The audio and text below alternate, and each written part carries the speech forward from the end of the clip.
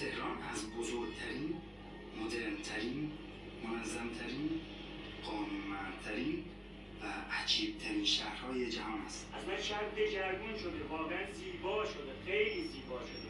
مردم مهربون داره، قشنگن، خاطرین صفات. اما همچون تمامی شهرهای بزرگ جهان، لندن، توکیو، پاریس و نیویورک، تهران نیز شهری آلوده، پر سر و صدا، کثیف و شلوغ است.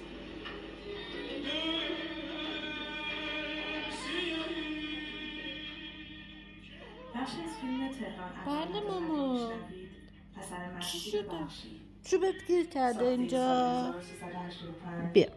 و اکران سال 1388.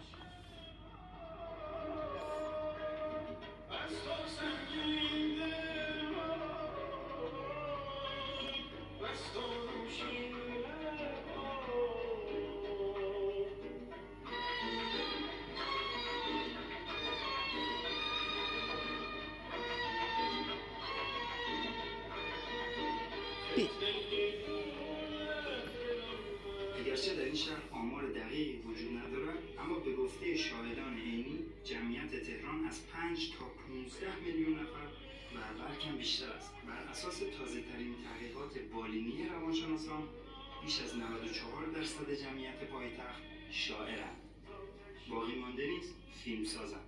این فیلم قرار بود با تعدادی از این شاعرها و فیلمسازان ساخته شود که متاسفانه چنین نشد.